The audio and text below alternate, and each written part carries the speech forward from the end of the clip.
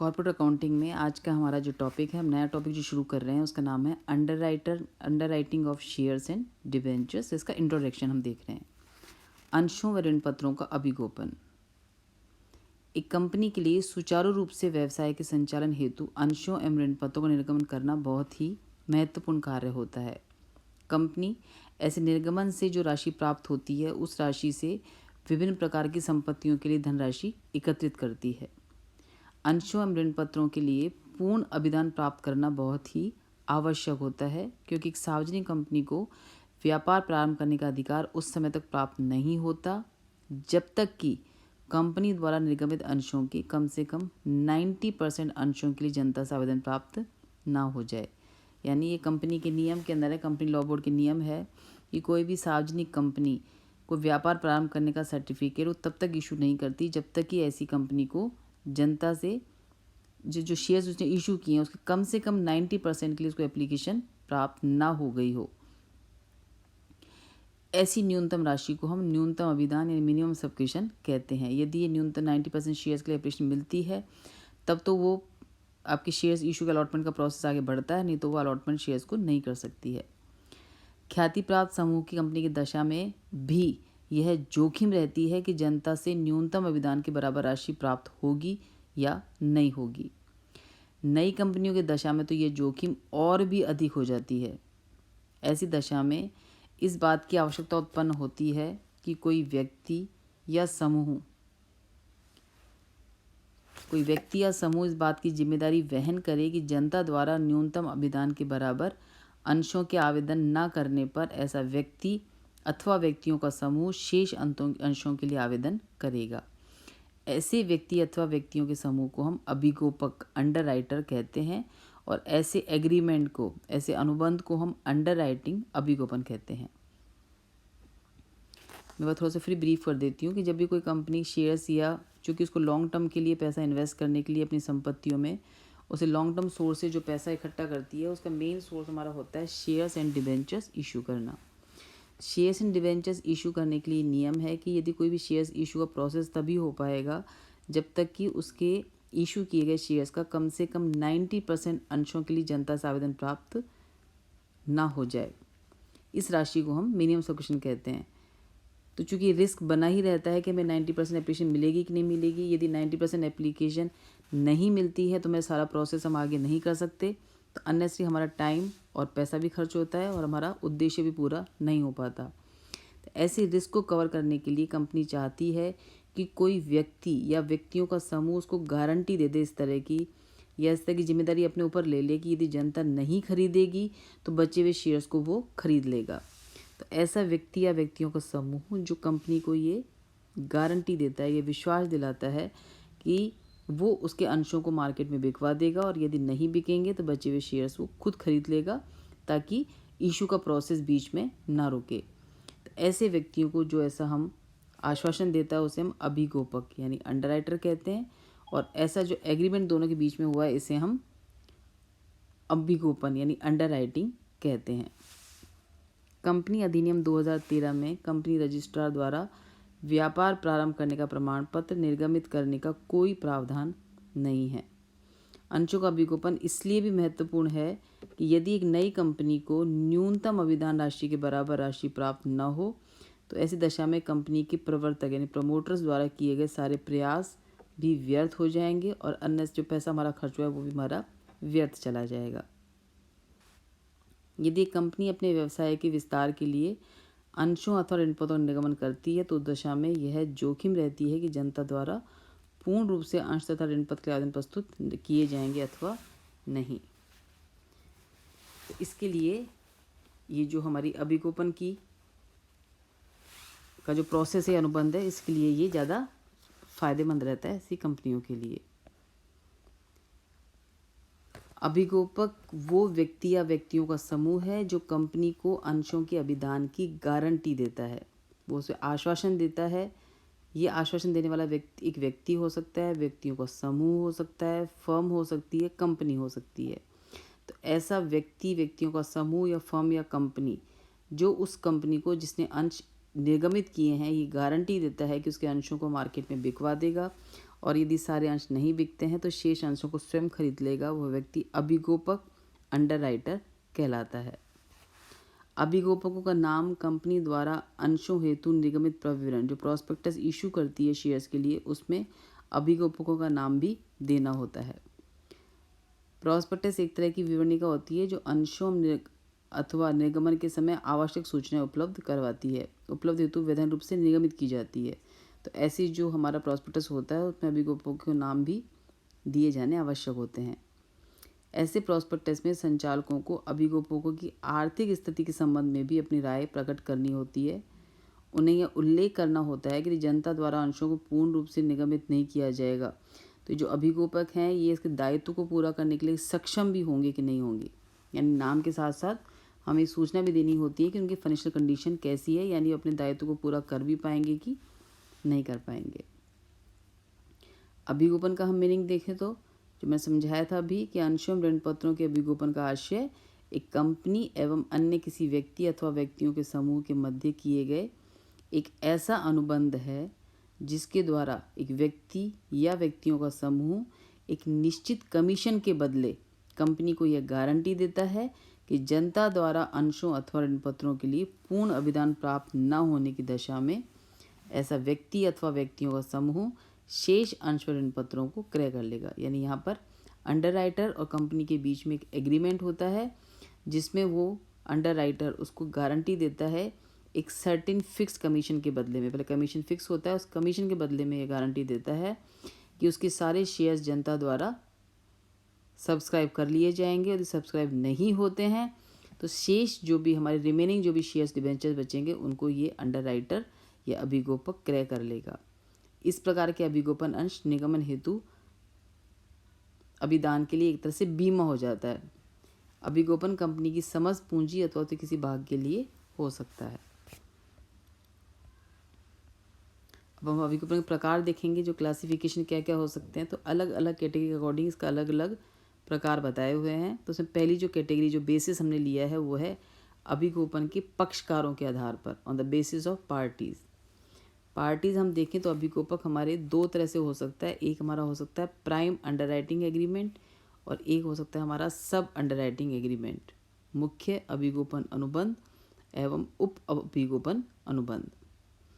ऐसा अनुबंध कंपनी एवं अभिगोपकों के मध्य होता है। मुख्य अनुबंध जो होता है वो अभिगोपक और कंपनी के बीच में होता है। उप अभिगोपन अनुबंध तब होता है कि जब मुख्य जो अभिगोपक है, जो हमारा प्राइम अंडरराइटर है, उसको ये लगता है कि जो जिम्मेदारी उसे दी गई है सब्सक्रिप्शन की या बचे हुए अंशों खरीदने की, वो उसको उठाने में सक्षम नहीं है। उसको यदि उसका भार ज़्यादा लगता है तो निश्चित कमीशन के बदले किसी दूसरे अभिगोपक से भी अपने इस अभिगोपन का पुनः अभिगोपन करवा सकता है। उस स्थिति को हम उप अभिगोपन अनुबंध कहते हैं। यानी यदि अभिगोपक ये महसूस करता है कि कंपनी के अभिगोपन में अत्यधिक जोखिम है तो वह किसी अन्य व्यक्ति से एक निश्चित कमीशन के बदले एक निश्चित राशि तक अंश के निर्गमन के संबंध में अभिगोपन का अनुबंध कर सकता है। ऐसा अनुबंध अभिगोपकों एवं उप अभिगोपकों के मध्य होता है। इससे कंपनी को कोई भी इससे मतलब नहीं होता है। अतः कंपनी एवं अभिगोपक के मध्य हुए अनुबंध का इससे कोई प्रभाव उत्पन्न नहीं होता। अर्थात यदि उप अभिगोपक अपने दायित्व का निर्वाह ना कर सके तो अभिगोपकों को ऐसे दायित्व का निर्वाह करना होगा। उप अभिगोपक यानी सब अंडरराइटर का दायित्व मुख्य अभिगोपक के प्रति होता है। कंपनी के प्रति उसका कोई भी दायित्व नहीं होता है। यानी रिस्पॉन्सिबल सिर्फ प्राइम अंडरराइटर के अगेंस्ट में होता है, कंपनी के अगेंस्ट में उसकी कोई भी आपकी लायबिलिटी उसकी नहीं बनती है। अभिगोपकों एवं उप अभिगोपकों यानी अंडरराइटर और सब अंडरराइटर्स के मध्य हुए अनुबंध में कमीशन की दर उस कमीशन की दर से अलग हो सकती है जो कंपनी और अंडरराइटर के मध्य में, जो कमीशन कंपनी ने ऑफर किया अभिगोपक को, प्राइम अभिगोपक को, वो हो सकता है कि प्राइम अभिगोपक सब अभिगोपक को कुछ डिफरेंट कमीशन को ऑफर करे। इन दोनों का सेम होना आवश्यक नहीं है। उप अभिगोपकों को कमीशन मुख्यतः अभिगोपकों द्वारा ही दिया जाता है, न कि कंपनी द्वारा। अब हम देखेंगे अभिगोपन समझौते के आधार पर देखें तो समझौते के आधार पर अभिगोपन दो तरह का हो सकता है, प्योर अंडरराइटिंग शुद्ध अभिगोपन एवं फर्म अंडरराइटिंग सुदृढ़ अभिगोपन। इस प्रकार के समझौते के अंतर्गत यानी जब शुद्ध अभिगोपन होता है तो इसके समझौते में अभिगोपकों का दायित्व तभी उत्पन्न होता है जब जनता द्वारा संपूर्ण अंश अथवा ऋणपत्र क्रय नहीं किए जाए, यानी सारे अंश क्रय नहीं किए हैं तब तो अभिगोपकों का दायित्व उत्पन्न होगा, नहीं तो उनका कोई भी अंश खरीदने का दायित्व उसका नहीं बनता। जैसे फॉर एग्जांपल यहाँ पे लिया हुआ है कि कंपनी ने 1 लाख शेयर्स मार्केट में इशू किए हैं जिसका आपने अभिगोपन करा रखा है। जनता से केवल 60,000 अंशों के लिए आवेदन पत्र प्राप्त हुए हैं, यदि 40,000 अंश के लिए जनता ने आवेदन नहीं दिया है तो ये अंश अ को लेने पड़ेंगे, और यदि जनता पूरे 1 लाख अंश ले लेती तो अ को कोई भी अंश नहीं लेने होते। तो इसे हम बोलते हैं प्योर अंडरराइटिंग, शुद्ध अभिगोपन। ऐसे कैटेगरी और हो सकती है समझौते के आधार पर, उसका नाम है सुदृढ़ अभिगोपन, फर्म अंडरराइटिंग। ऐसी कंपनियां जिनकी ख्याति बहुत अच्छी है और जिनके अंशों को अभिगोपक खरीदना ही चाहता है, यानी वो भी चाहता है कि उसे ऐसी कंपनी के कुछ अंश मिल जाए, तो वैसे चाहे तो अभिगोपक मार्केट में भी शेयर्स के लिए अप्लाई कर सकता है, लेकिन ओवर सब्सक्रिप्शन की कंडीशन में हो सकता है कि लॉटरी में उसके लिए अंश उसके हिस्से से उसको मिले या ना मिले, या हो सकता है उसे पर्याप्त अंश नहीं मिले। अतः यदि अभिगोपक चाहता है कि उस कंपनी के अंश उसे मिले ही मिले तो वो कंपनी से अनुबंध करता है कि एक निश्चित मात्रा में अंश अथवा ऋणपत्र वो अभिगोपकों को निगमित करेगी ही करेगी।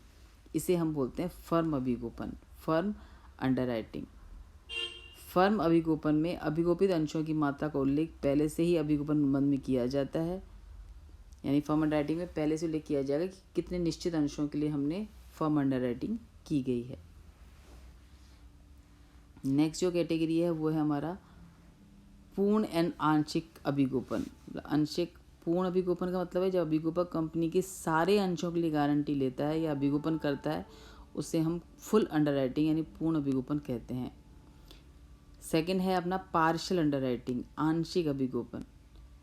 इस दशा में अभिगोपक कंपनी के सारे शेयर्स के बदले में गारंटी नहीं लेता है, बल्कि एक निश्चित प्रतिशत हिस्से के बदले में ही अंडरराइटिंग करता है, तो इसे हम बोलेंगे आंशिक अभिगोपन। जैसे ऊपर एग्जाम्पल हम ले लें कि 1 लाख शेयर्स कंपनी ने इशू किए हैं जिसमें अभिगोपक ने सिर्फ 80,000 अंशों के लिए अभिगोपन अनुबंध किया है, यानी उसने डील सिर्फ 80,000 अंशों के लिए की है। तो इस स्थिति में जो हमारा जो रेशो होगा, तो एक्चुअल जितने शेयर्स डेफिशिएंसी आएगी जो खरीदनी होनी चाहिए अनुभव, उसका रेशो वही होगा जो शुरू में तय किया गया था। यानी यहाँ पे 1 लाख अंशों के बदले में उसने 80,000 का अभिगोपन किया है, इसका मतलब हमें 80% का अभिगोपन हमने किया है। अब सिचुएशन ये है कि जनता ने सिर्फ 90,000 शेयर्स ही खरीदे हैं 1 लाख में से, 10,000 अंश उसने नहीं खरीदे हैं, तो यहाँ पे जो लायबिलिटी होगी अभिगोपक की वो 10,000 अंश नहीं होगी, 10,000 का 80% यानी सिर्फ 8,000 अंश ही उसकी लायबिलिटी बनेगी। यदि आंशिक अभिगोपन के साथ फर्म अभिगोपन भी हो तो अभिगोपकों के दायित्व की गणना को निम्न एग्जाम्पल से हम समझ सकते हैं, यानी एग्जाम्पल्स देख सकते हैं जब आपका आंशिक अभिगोपन भी हो, जब हमारा फर्म अंडरराइटिंग भी हो। जैसे फर्स्ट एग्जाम्पल समझा रखा है, राम लिमिटेड द्वारा 1 लाख अंश जनता को प्रस्तुत किए गए जिसका 70% एक्स द्वारा अभिगोपित था। फर्म अभिगोपन यानी जो तय किया गया था कि जो शेयर्स वो लेगी ही लेगी वो था 5,000 अंश। जनता द्वारा 60,000 अंश खरीदने के लिए आवेदन पत्र आए, एक्स को 70% मतलब जब आपको 60,000 अंश खरीदने के लिए आवेदन आया तो हम निकालेंगे किस तरीके से। हमें शेयर्स इशू किए थे 1 लाख, जनता ने खरीदे हैं 60,000, यानी 40,000 अंश जनता ने नहीं खरीदे हैं। इस 40,000 में से 5,000 अंश वो भी हैं जो हमारा अभिगोपक लेगा ही लेगा, तो इसको भी हम एक प्रकार से अभिगोपित इसको मान लेंगे, इसका आवेदन हमको मिल गया, यानी 65,000 शेयर्स हमारे ऐसे हैं जो आवेदित कर लिए गए हैं, तो बाकी बचेंगे 35,000। तो यहाँ जो रेशो है अभिगोपन का वो 70% है, तो उसको पूरे 35,000 अंश नहीं ले होंगे, 35,000 अंशों का 70% यानी 24,500 अंश ही लेने पड़ेंगे। इसके अलावा उसे 5,000 अंश और लेने होंगे फर्म अंडरराइटिंग के, यानी टोटल शेयर्स इसके हो जाएंगे 24,500 प्लस 5,000। इस एग्जाम्पल में फर्म अभिगोपित अंश जनता को प्रस्तुत किए गए अंशों का ही भाग है, इसके अतिरिक्त नहीं है। अतः इसका शुद्ध दायित्व निकालने के लिए जनता के आवेदन पत्र के साथ साथ फर्म अभिगोपन के अंशों को भी घटाया गया है। अभिगोपकों को ये बैलेंस बचे हुए शेयर्स जो उसके हिस्से में निकल रहे हैं और फर्म अभिगोपन के शेयर्स दोनों ही लेने पड़ेंगे। सूचना ऐसी भी हो सकती है कि राम लिमिटेड द्वारा 1,00,000 अंश जनता को प्रस्तुत किए गए, इसका 70% एक्स द्वारा अभिगोपित था। इसमें 5,000 अंशों का फर्म अभिगोपन शामिल था, यानी 70% में हमारे 5,000 अंश का अभिगोपन पहले से ही शामिल है, अलग से नहीं है। यानी जो भी शेयर हमको खरीदने पड़ेंगे उसमें 5,000 अंश होंगे फर्म अंडर राइटिंग के, बाकी रिमेनिंग हमारे अंडर राइटिंग के माने जाएंगे। जनता द्वारा 60,000 अंश खरीदे गए हैं, तो 1,00,000 में से 60,000 यानी हमें सिर्फ 40,000 अंश ही और ख़रीदने हैं। इस 40,000 में से 5,000 अंश पहले ही खरीदे हुए हैं।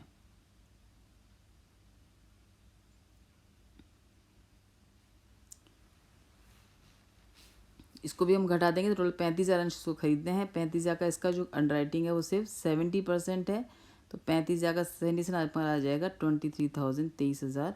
इसके अलावा उसको 5,000 अंश और लेने होंगे। मतलब यहाँ पे ध्यान रखना है कि यदि हमारे ये 5,000 अंश जो डील में शामिल नहीं हैं तो हम उसको जनता द्वारा खरीदे गए अंशों के साथ जोड़ के घटाएंगे, और यदि ये शामिल है पहले से ही तो इसको हम अंशों में से जनता खरीदे गए अंशों को घटाने के बाद जो उसका रेशो निकलेगा उस रेशो में से ये फर्म अभिगोपन के अंश घटाए जाएंगे।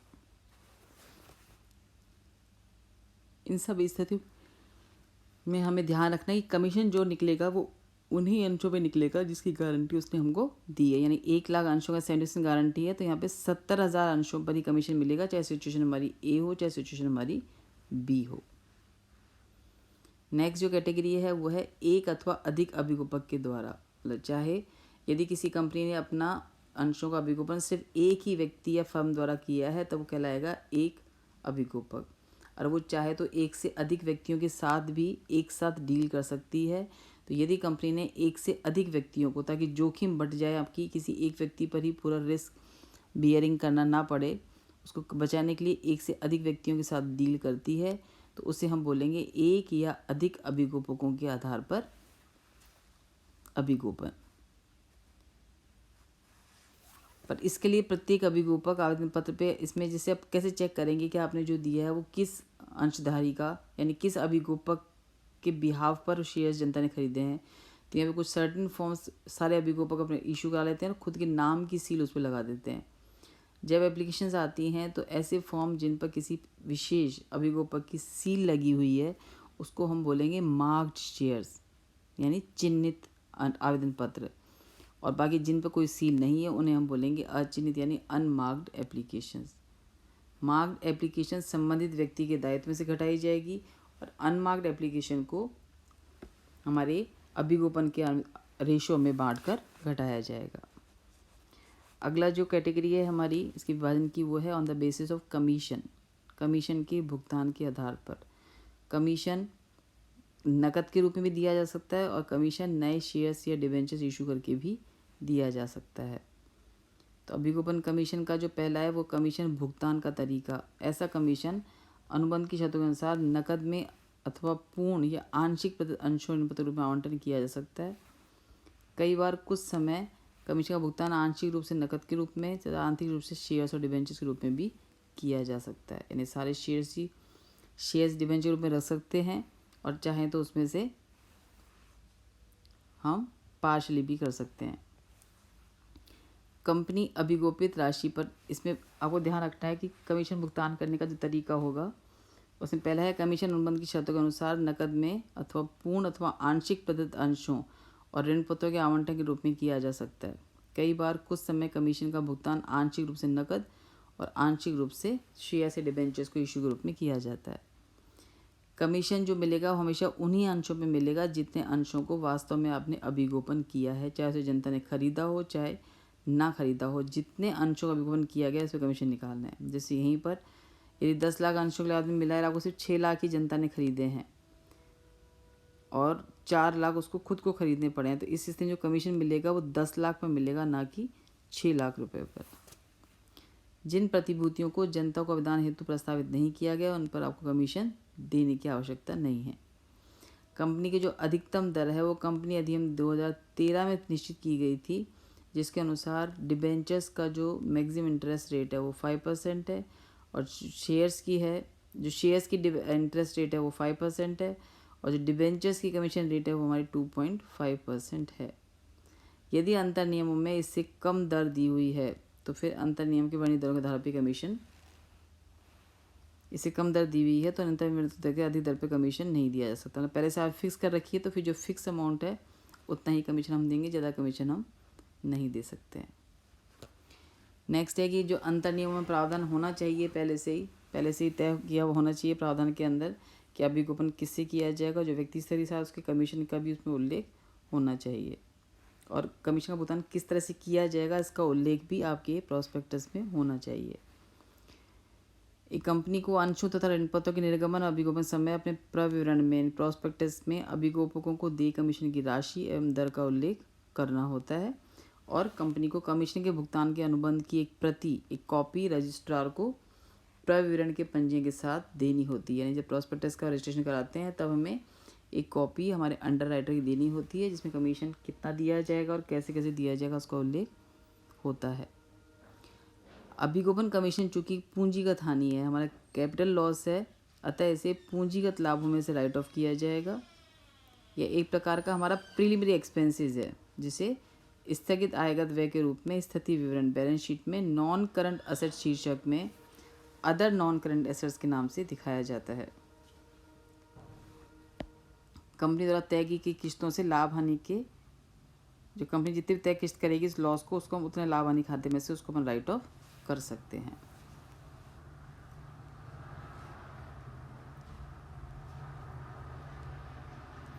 तो ये हमारा एक ब्रीफ इंट्रोडक्शन है हमारा अभिगोपन का, अंडरराइटिंग का। आज के लिए इतना ही।